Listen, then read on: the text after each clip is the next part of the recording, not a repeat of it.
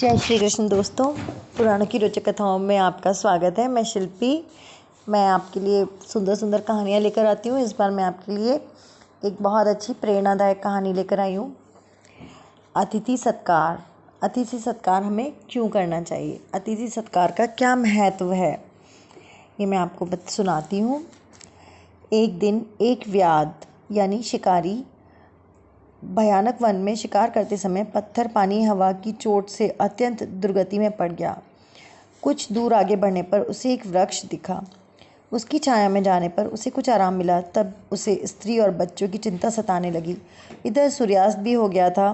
ठंड के कारण उसके हाथ पैर में कंपन हो रहा था और दांत किटकिटा रहे थे। उसी वृक्ष पर एक कपोत माने कबूतर अपनी पत्नी की चिंता में घुल रहा था। उसकी स्त्री पतिव्रता थी और अभी चारा चुगकर आई नहीं थी।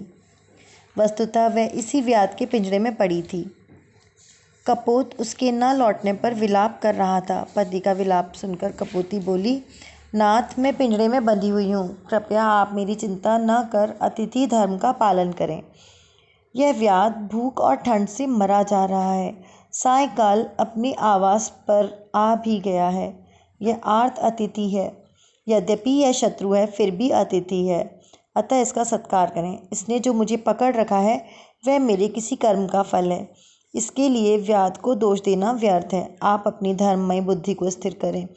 थके हुए अतिथि के रूप में सारे देवता और पितर पधारते हैं। अतिथि सत्कार से सबका सत्कार हो जाता है। यदि अतिथि निराश होकर लौट जाता है तो सभी देवता और पितर भी लौट जाते हैं। आप इस बात पर ध्यान न दें कि इस व्याध ने आपकी पत्नी को पकड़ रखा है, क्योंकि अपकार करने वाले के साथ जो अच्छा बर्ताव करता है वही पुण्य का भागी माना जाता है। कपोत अपनी पत्नी के धार्मिक प्रवचन से बहुत प्रभावित हुआ। उसमें धर्ममय बुद्धि जाग पड़ी। उसने व्याध के सामने उपस्थित होकर कहा, तुम मेरे घर पर आए हुए अतिथि हो। मेरा कर्तव्य है कि मैं प्राण देकर भी तुम्हारी सेवा करूं। इस समय तुम भूख और ठंड से मृत प्राय हो रहे हो, थोड़ी देर प्रतीक्षा करो। इतना कहकर वह उड़ा और कहीं से जलती हुई एक लकड़ी ले आया। उसे लकड़ी के ढेर पर रख दिया। धीरे धीरे आग जल उठी। उससे व्याध की जकड़न दूर हो गई।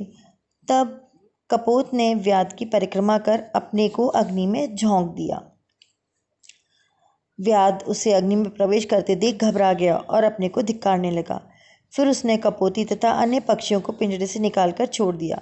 कपोती ने भी अपने पति का पथ का अनुसरण किया। तत्पश्चात कपोत और कपोती देवता के समान दिव्य शरीर धारण कर विमान पर चढ़कर स्वर्गलोक की ओर प्रस्थित हुए। उन्हें जाते देखकर व्याध ने उनकी शरण ली और अपने उद्धार के लिए उपाय पूछा। इस पर कपोत ने उसे गोदावरी नदी में स्नान करने की बात बताई। 1 मास तक स्नान कर व्याध भी स्वर्गलोक को चला गया। गोदावरी का वह स्थान आज भी कपोत तीर्थ के नाम से विख्यात है। जय श्री कृष्ण।